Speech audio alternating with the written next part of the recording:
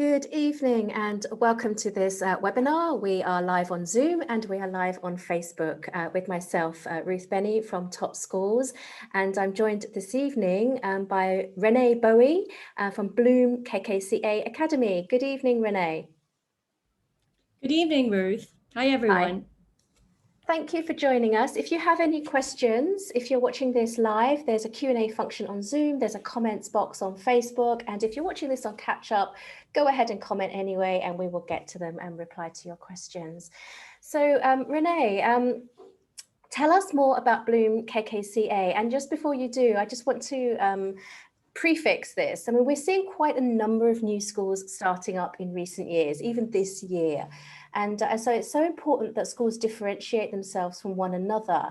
And so for those of you who are listening, if you've listened in, you're obviously slightly curious. And Bloom is very much a school with a difference. So perhaps, Renée, you could highlight what those differences are.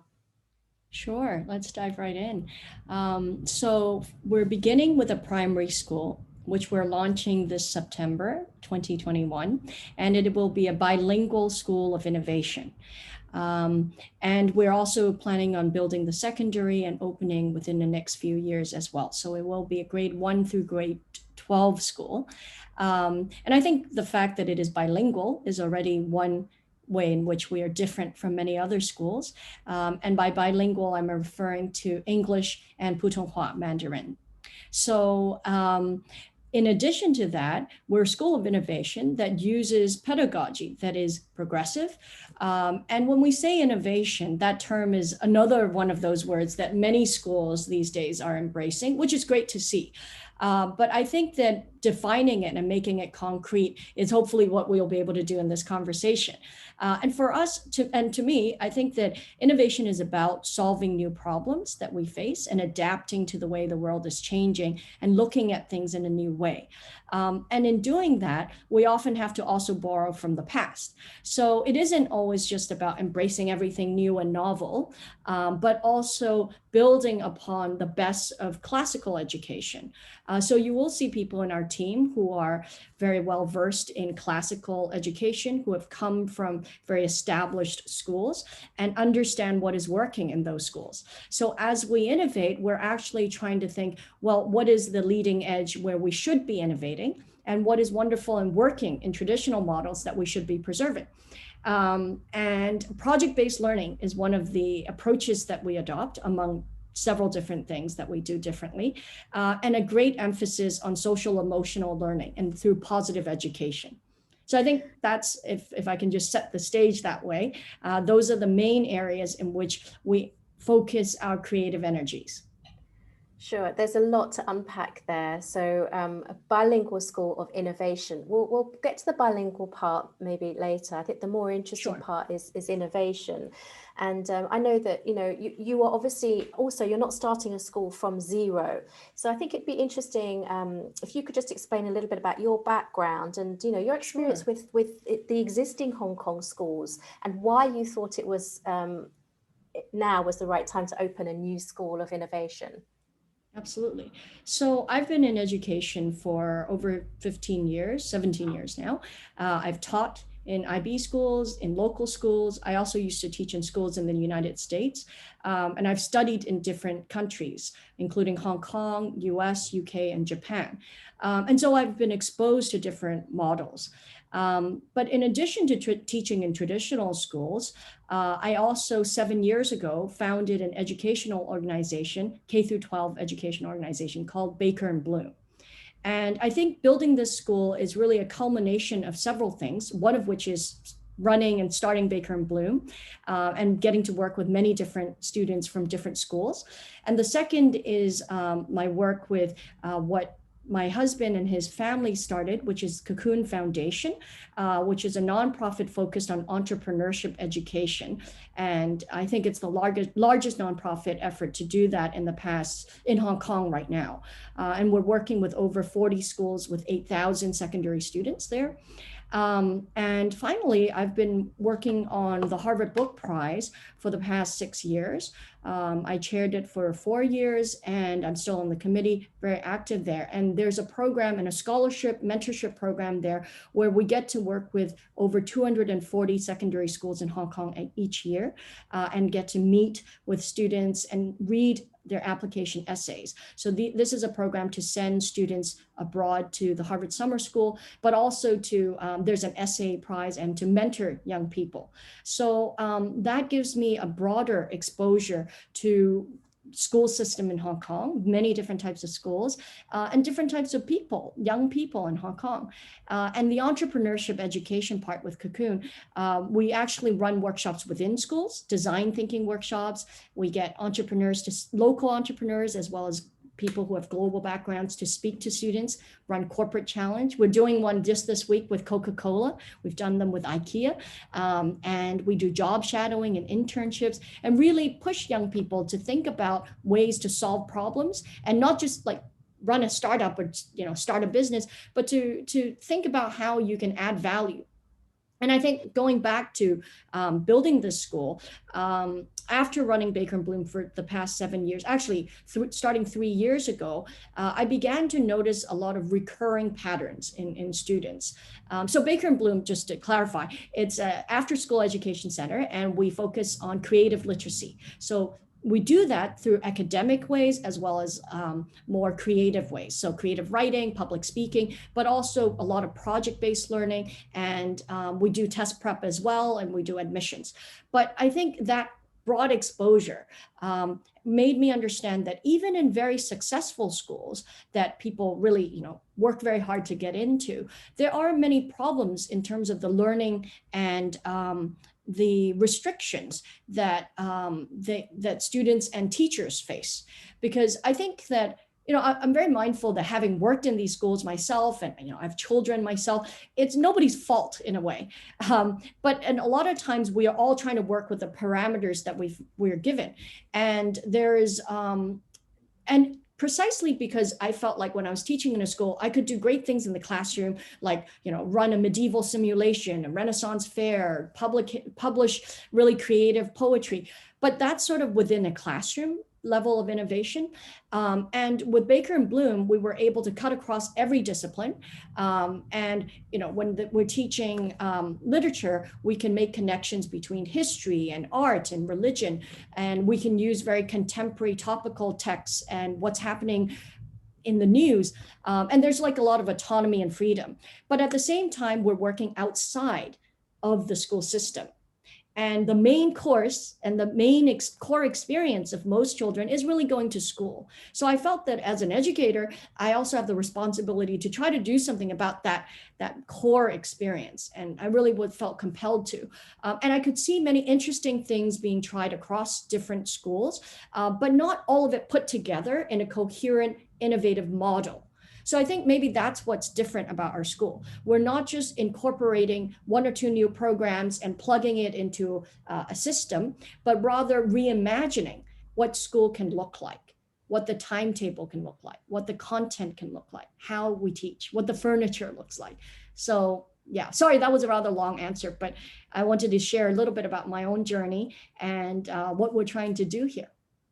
No, sure. I mean, we can clearly see that you're passionate about this. I just want to clarify, because of course I'm a parent too, and just for those parents listening, I mean, isn't that what the IB framework can do? To some more forward-thinking educators within the IB framework. There's lots of freedom and room for innovation. Is there not?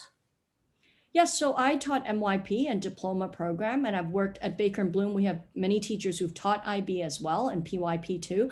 And I think I was initially very drawn to the IB as a teacher, and I chose to teach at an IB school to be trained that way because I really like, in particular, the holistic emphasis of IB and the intercultural understanding, which are core to its philosophy.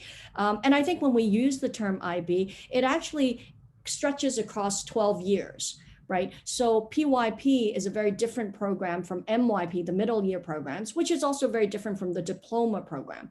And I think that so our school is not an IB school, meaning our exit qualification, we use A levels and advanced placement to give our students more options in terms of where they can apply to for university, as well as flexibility, which some flexibility that IB does not offer. So for example, if we're talking about the lower years, there is a lot of freedom, I think, and the PYP uses a lot of inquiry-driven methods that we also use, and I really like the cross-disciplinary approach. So we definitely learn a lot from PYP. And it isn't to say that what we're doing might not align very well with what they're doing in the PYP program. But we're actually also adding many elements and topics that we feel are very relevant and future facing. And at the same time, moving towards the middle year program, there are also specific disciplines, assessment frameworks that you have to use. And I feel that sometimes as a teacher planning, there's a huge burden when you have to go through all those assessment frameworks before you can think about, well, what's the content I'm supposed to teach? What are the standards? Which standards am I going to use? Then align it with the IB assessment framework. There's a lot of planning that an individual teacher needs to do. And I feel that sometimes there is a huge variance across IB schools in terms of what that ends up looking like. And when you get a great team of teachers working together collaboratively across disciplines, it does look great. But the reality is sometimes schools don't give teachers a lot of time to do that cross-subject, cross-disciplinary work.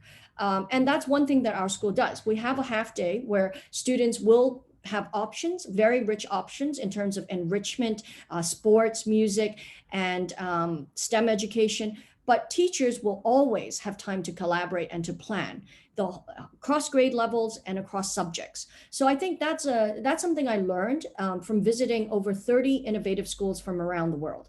And whenever I visit a school, I talk to the principal or the people who are the directors of the building and talk about how they manage their teams and what allows them to do the wonderful project-based learning or whatever approach they use that they find so exciting. And inevitably, timetabling comes up. And I was quite intrigued by that because, of course, as a teacher, I'm not really in charge of timetabling, but I realized that sometimes the leaders of the school believe in it, but maybe by the time they join the school, the timetabling, the scheduling has been decided. And often it takes even years to come up with a timetable blocking system that everybody agrees with. So it's really hard to make some of these reforms, even if you're a great visionary principal stepping in or a teacher who wants to collaborate, but you can't get all the right department heads together. And then when we get to the diploma level, there's even more rigidity to what is required. And I do use that word with some hesitation because I don't want to imply that there's no room for choice. But I do think that, for example, I was just talking to a parent today who has a child who wants to do bioengineering. And we were discussing course options in an IB school. And it's very hard to double up on chemistry, on physics, on computer science, well, triple, I guess. Whereas even in the A levels, you can do that and do math, which are 4 subjects that if you are to do bioengineering, you would want. And it's much easier to do that with AP and A levels. So while I truly appreciate the liberal arts grounding that an IB secondary education provides, I think it may not be for everyone. And if we're talking about being future ready, depth is also important. We are looking at a world that demands people to look T-shaped, right? To have that range and also have that depth. And I think IB does a great job with that scope, that range. And I feel sometimes you can sort of do that before the final 2 years and give students a little more room to specialize in those last 2 years. So those are just some of the things. I mean, we could get into more specifics, but hopefully that's a start. Oh, sorry, Yeah, Ruth. That's a lot, and we talked yesterday as well. So I've got pages and pages of notes. Thank you for everyone who's watching. If you have questions, There's nothing that Renée can't answer, I promise you. And we're happy to answer those questions live, equally if you'd like to message us privately. I would like to pick up on a lot of what you've said. Let's go to the team, because it's interesting what you say. I mean, we work with schools in Hong Kong. Most of them are rather large. Now you're aiming to grow a school, obviously not from absolutely zero, but from small beginnings. And you've been putting a team together, and you talked about how the leadership, and we absolutely believe in this as well, how it all flows down from the top. So maybe you could just share a little bit about who is at the top, including yourself, and how, Yes. The team. We have a great team. And honestly, I think that's probably the most confidence instilling part of what we're doing. Our STEM program director, Ms. Mei Chen, has been teaching at Baker and Bloom for the past 5 years. So we've also been working together already, over the past few years. She's a former NASA engineer, a Lockheed Martin engineer, who also has experience in other companies like Microsoft in the Silicon Valley. So she's really coming into education from an industry perspective. And she also in Hong Kong initially was an entrepreneur and built a very successful business before joining us in Baker and Bloom. Her father was an engineer, her mother was as a teacher, so she's sort of a perfect blend of the two. And we have Miss Rebecca Bush, who currently runs our pilot program at Baker and Bloom. She runs also the primary division of Baker and Bloom, and she is one of 3 registered reading specialists in Hong Kong with experience working with kids with dyslexia and other learning needs. And she also has taught at various international schools in Hong Kong herself, and is a very experienced educator in bilingual schools. We're having extensive experience in Latin America. Her degree is actually in Iberian studies, so she's trilingual herself. Everyone on the team is at least bilingual, if not multilingual. And we also have Chinese teachers who all have masters in education, in teaching Chinese either as a first language or a second language. So that's very important to me, that we have very qualified teachers in every subject and specialty and experience in that, bringing that depth. We have a wonderful director of innovation who has experience working in maker spaces and also in art education. So I think that's going to shape our ECS curriculum. Our ECS curriculum is our explore, create, and share, what we call ECS, which is the project-based learning curriculum. Okay. So it's integrated into curriculum. Into the curriculum. Yes, it's part of the weekly curriculum. Okay. Just clarify for us what the Director of Innovation does, because that's not a title that we're used to seeing in a school. Yeah. So it's actually a very comprehensive role, and it includes training all our teachers in project-based learning, because this is not something that every teacher has experience in. And it's very different. I do want to say project-based learning has roots that go very deep. John Dewey was around, one of the first proponents of what we now call project-based education, was around a century ago, learning by doing, one of his philosophies. But I think what it has evolved to be, and what we now call PBL, is quite different. Learning through making projects, doing projects, is quite different from having a project at the end, tagged on the end of a unit. So let's say we learn a lot of facts about the Industrial Revolution, we watch videos, you're quizzed, you're tested on it, the content, and at the end you do a project. That is a little bit different from starting with a driving question. And the question might be, if you're doing the Industrial Revolution, like, what is human progress? And that's a much broader question. So with that in mind, children can actually develop projects that are different from one another. So there's that element of choice and options in the process of PBL.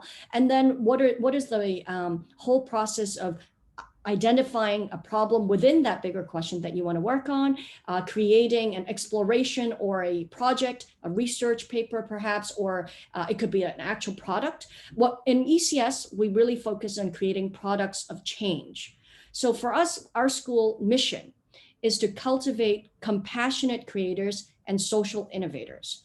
And that's why we don't just want them to create a beautiful, let's say, a model of what a factory used to look like during the Industrial Revolution. But actually, how is this product relevant to today? What type of change might it create or spark? Instead, we'd really like them to form connection with the society and the neighborhood around them, or even just the school community or the global community. So I think that that's something that's quite special about our school as well. And going back to the team, though, we also have people who, and the director of innovation. So connecting us to a network of innovative schools is something that she will be in charge of. She actually herself is already a leader in this field and does a lot of conferences, presentations, knows a lot of people in the field. They also train teachers to use the maker space. You know, if you teach English language like myself, you may not know how to use a laser cutter or 3D printer. You may not even see the relevance of that to teaching your subject. But I think what the Director of Innovation is doing is to get the teachers to start thinking, well, what about your field might be enhanced in terms of being more innovative, connecting it to the real world? What are digital tools that might help you do that? And so in many ways, it's in-house professional development for the teachers to have this person.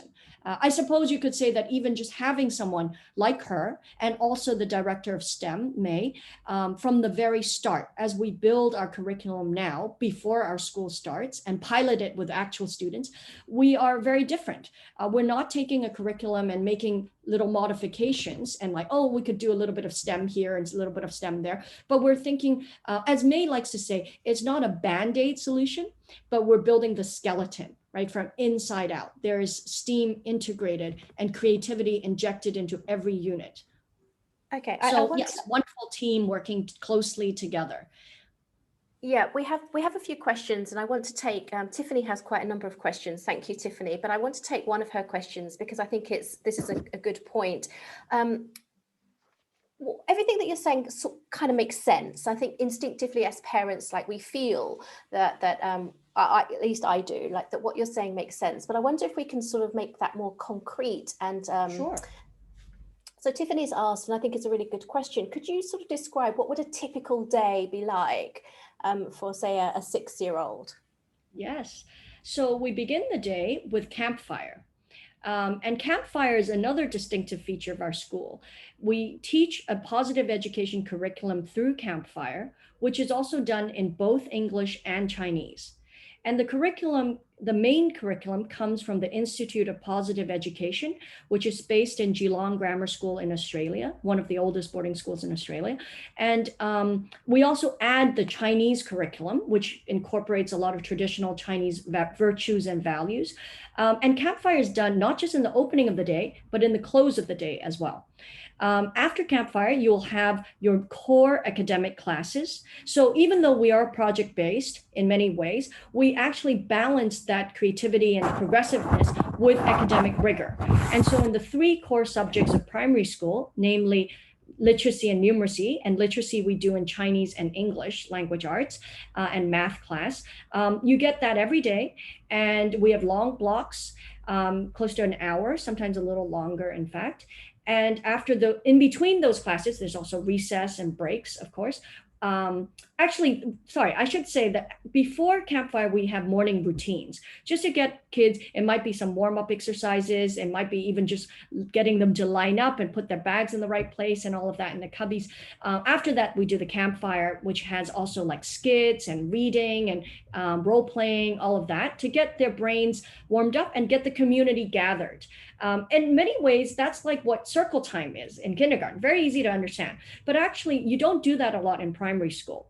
And for building a community and the social emotional learning, that's very important. That's where you resolve maybe issues, conflict between kids, or things they're struggling with as a class, and making connections about social emotional growth. And then we move into the academic side. And then we also have art class. And within arts, we have visual arts and music, which in grade 1 and 2 are taught in Chinese, and then grade 3 onwards is taught in English. And then we have PE, which again, grade 1 and 2 is also taught in Chinese. And then we also twice a week have the project-based learning classes. And every week, and this is very special, every single week we have a field trip. So you get on a bus, you go out there for at least 3 hours.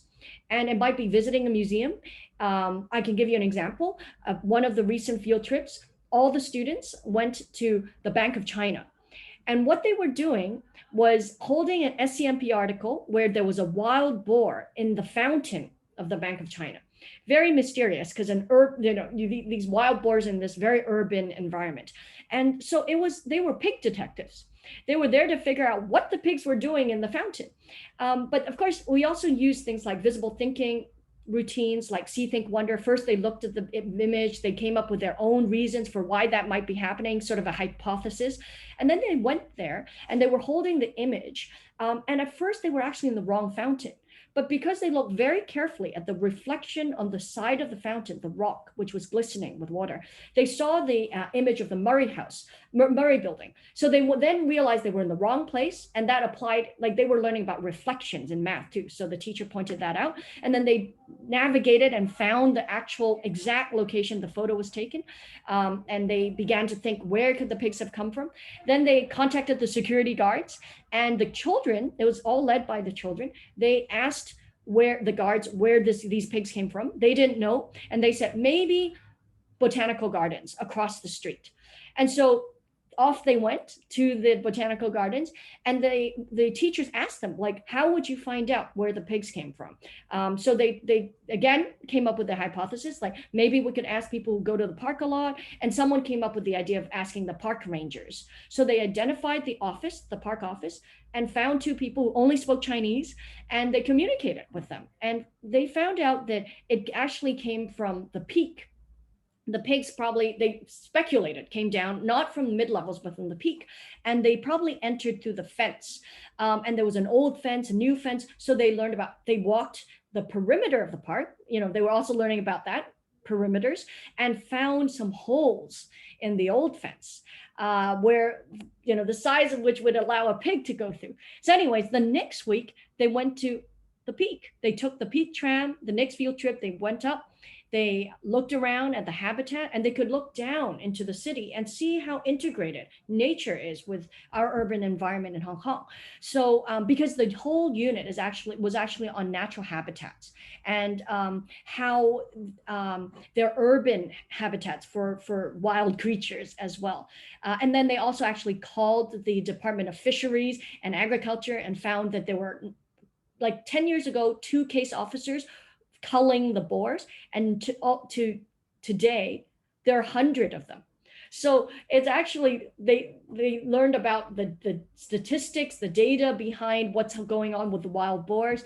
Anyways, just to bring it back, field trips, that's something they would experience on a weekly basis, not just in English, but in Chinese as well. And what else is there every week? So the half day I mentioned, and after school, school ends around 3:30, and some students, if they wish, can stay behind, and we have a rich offering of enrichment activities, everything from chess, international chess, to Chinese Wei Qi, so Go, and wushu, and also different like basketball, different types of sports and musical instruments, calligraphy. So lots of things to do after school as well. So it's 5 days. We don't have Saturdays, except there is a forest adventure program on Saturday, should you choose to join that. And I should mention forest education is part of our school too. So we don't have time to mention everything. Okay, let's not get into that. Sure. Project-based. There is so much I wanted to get onto, if I can, just a little segment at the end. We are running out of time. I want to get to ask you a little bit about the wellbeing program, Renée. But just before we do, sure. Everything that you've described, again, it might seem a little bit abstract to some parents. So I think it's very useful to package that up into a typical P1 day. And then Pauline asks a very good question. Does that mean that it's only suitable for certain types of learners? Thank you for your question, Pauline. What's your view on that, Renée? I don't think so, because I think that all children are multisensory learners. We also definitely, I believe that people have learning preferences. That's something that at Baker and Bloom, we actually help kids discover their learning styles and different preferences. But actually, there's also a lot of research to debunk that whole theory that we only learn in one way. Humans are very adaptable beings. And in fact, as a future-oriented school, we want our kids to be more adaptable. So I think training them to learn in more ways than in a traditional classroom, pen and paper type of setting is to their advantage, to their benefit. And we use traditional means as well. We have books, we have textbooks, we have, whiteboards and all of that. But it's just that we offer even more ways so that not only is that beneficial for people for whom traditional means may not be the best way to learn, but I think understanding that there is more than one way to learn, to solve problems, is helpful for everyone in training them to think in multiple paths, and which is an important part of being creative, divergent thinking. And also, I think we do emphasize discipline in the classroom. It's not like we want kids to be unruly. That doesn't help learning at all. So in fact, our kids are very well behaved. And part of the importance of the positive education is to instill these values so that you do it for the right reasons, not because you're scared of being reprimanded, but because you have a concern for those around you, because you understand the consequences of your own behavior on others, and what self-regulation is too. So I think that's maybe that helps answer that it isn't just for a particular type of child. Although, very quick note, we have learning support. We have a director, Miss Rebecca Bush will be our director of learning support, which is not something every school has. And her role is to actually help students with individual needs. So they are sometimes pulled out of the classroom. Sometimes she steps into the classroom to work with students one-on-one or in small groups, and to train all our teachers in methods of differentiation. So I think that we also offer this personalization, which is very unique. Good to know. Thank you, Renee. So just to recap, this is probably going to be your last chance to ask any questions. So Bloom KKCA Academy opening in the heart of Kowloon in Shek Kip Mei in August this year, 2021. Yes. And Bloom have been posting some answers to questions, and if you would like to know more, go and visit the school, then please get in touch with them directly. If you have any more questions, please go ahead. Otherwise, I would just like to sort of maybe bring this round. I mean, you talked about, it obviously sounds super fun, sounds nothing like when I went to school for my primary days. But very different from maybe what most children experience in a Hong Kong school. And so I think it's probably important to mention at this point, you're not an international school. You welcome children from all backgrounds with all passports. Yes. And that leads me to the next question about well-being. And we talked yesterday about resilience, because so many children that we meet nowadays are stressed. Yes. So, if children are currently maybe not super happy in their current schooling situation, assuming that they go to school every day, how will you be looking after their children's well-being? Yes, there are many ways in which we do that, but I think first of all, to have a homeroom teacher that you trust is very important. And all our homeroom teachers are actually teachers we selected because they care about this. And so I think the fact that our teachers will be receiving training in positive education from the Institute of Positive Education, which embeds these values and the emphasis on personal strengths among the whole community. So it's also about staff relations, right? Like seeing how adults take care of each other is important, and also how adults handle stress. And for example, our teachers will discuss with students if over the weekend something stressful happened to them and how they dealt with it, and the emotions, naming the emotions that they feel, and explaining and sharing that in a rather vulnerable way, but in many ways making students feel like this is a safe space to share their anxieties, which they may not be comfortable sharing even with their parents or siblings. And then I think maintaining that positive environment and inclusive environment within the classroom. The very fact that we are an inclusive school, we accept students who have special needs that we can cater to. And also we have financial aid, so we have a diversity in background. I think that's also very important. It sets the tone for the type of school we are. And children are very smart. They pick up on those cues. And also, I think growth mindset, which everybody, is beginning to talk about, but really we've been doing from the get-go. I was doing it in 2008 when Carol Dweck first started publishing her book about that. But I think also with that, what we're trying to say is that it's okay to fail, that intelligence is not a fixed quantity, but something that you can grow, and embracing risk taking and failure as the natural part of learning. Teachers fail, adults fail, we make mistakes. What matters is pick yourself up, reflect on it, admit your mistakes when that happens, but also investigate. Like, so very quick example. A girl was in our class designing a propeller. It went the wrong way because it actually ripped. And instead of telling to her, well, you didn't do it right, here's how you fix it, the teacher actually asked, well, why don't you figure out what happened? And so she realized that the vortex changes when there's that cut. And because of that, she started experimenting with different shapes and different designs, and she ended up having the fastest propeller. So I think, that's how the way the teachers speak to students is how we address those emotional needs. It's okay. What can you learn? Speaking positively to them, and also holding them accountable. Like with online learning, there are periods where it's not always live teaching because we want to limit some of the screen time. But at the end of every day, we meet again, just as with the real in-person learning, there's the campfire at the end, and we check in on them. Did you finish the work for the day? If you didn't, can you explain why? And I think it's not reprimanding them, but I think holding them responsible and accountable is also important. So that's kind of how we do it, through personal relationships. Yeah.